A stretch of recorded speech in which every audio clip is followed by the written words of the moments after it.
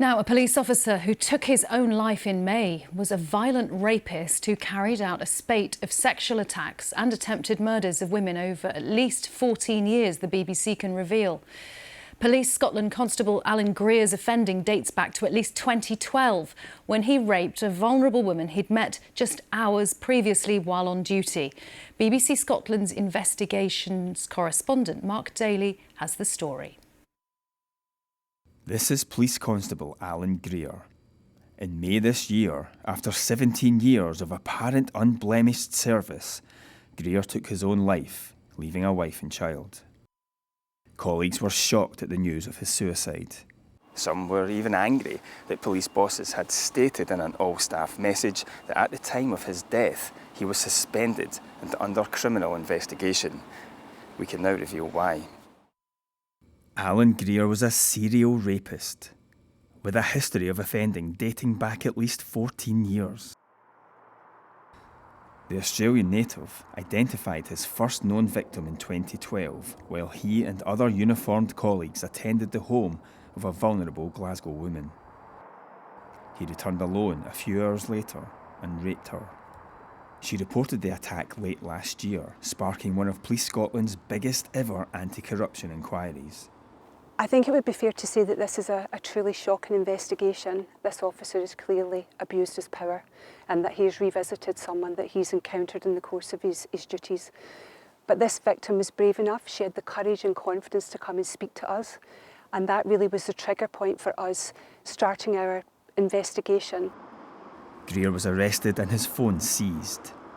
Police discovered he'd used hundreds of prostitutes, and he'd sexually assaulted or tried to kill at least 5 of them. Greer's family and colleagues are understood to be oblivious to his violent double life. Are you saying there were no opportunities to stop him earlier? At this point, and we will keep it under review, there is nothing to suggest that there have been any missed opportunities over the years. Detectives are not yet halfway through the job of trawling the thousands of graphic images found on Greer's phone. It's likely more victims will emerge. Comparisons with the Wayne Couzens case in London are inevitable, and that's because the picture that is emerging is of an extremely violent, prolific sex offender who targeted vulnerable women, abused his power undetected for many years, and he was one of their own. Greer will never face justice, but police say they're determined to understand the full scale of his offending and are appealing for anyone who may have been a victim to come forward. Mark Daly, BBC News. Well, we can speak to Mark now. And Mark, how did all of this come to light? Good morning. Yes, as we heard a little bit about there, I'll just try and put a bit more flesh on the bones. So late last year, a woman walked into a Glasgow police station.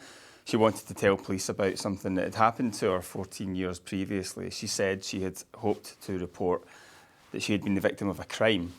2 officers visited her at home. They took a statement and then they left. One of the officers returned a few hours later alone, and he gained entry into her house and he raped her. Now, this case was passed to Police Scotland's anti-corruption unit in February of this year, and they were able to identify the officers who had visited that house. But a number of officers had visited, so it was quite a complicated investigation. And what they did was they managed to find out that one of the officers who had attended had continually looked at the police computer in the weeks and months that followed the attack to see whether anything had been added, perhaps checking to see whether she had reported anything else. And that gave them a hint of their suspect. That was Alan Greer. Now, when they started to look deeper into basically every keystroke Alan Greer had made recently on the police computers, they spotted that he had done something very similar. He was looking for any crimes that had been reported in relation to a phone number, which police managed to identify belonged to a Glasgow prostitute. So they thought this was him checking up again. It was a pattern. This was enough for them to go to a judge to ask for a warrant. They raided his home, They arrested him for the 2012 rape and they seized all of his devices. Right, so were police able to get a sense of the scale of his offending from the devices that they seized? Exactly, and I'm not sure they were really expecting to see what they did see, and what they saw were thousands upon thousands of graphic images and videos, sparking what would become the biggest, or one of the biggest, if not the biggest, anti-corruption probe that Police Scotland has seen.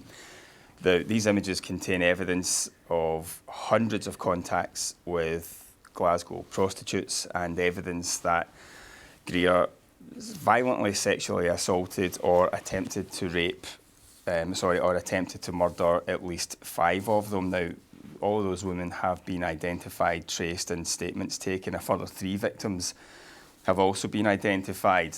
Greer worked in officer safety training. He spent the first years of his career in uniform. He spent the latter years in officer safety training, which meant he was training probationer officers as well as more experienced officers, refreshing their training. And 2 of the further victims are female police officers that Greer had taken inappropriate photographs of. Now, 10 days after Greer's arrest on the 6th of May this year, he took his own life, leaving a wife and child. It's understood that his family and all of his colleagues were completely oblivious, completely in the dark to this violent double life that he was leading.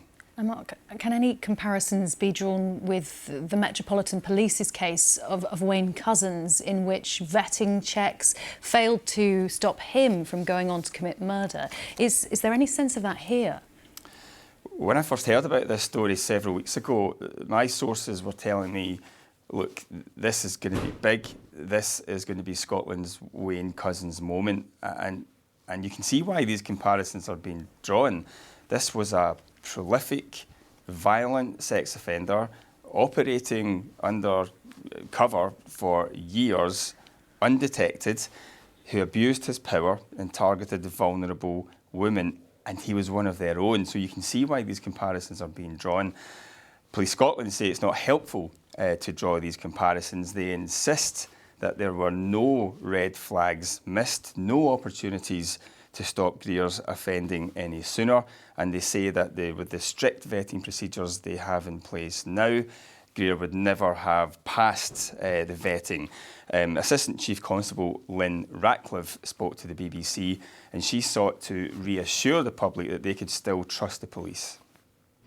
The vast majority of officers and staff who work for Police Scotland are good people who are motivated by a desire to serve the public, and who recognise that there is absolutely no place for this behaviour in Police Scotland. That report from Mark Daly.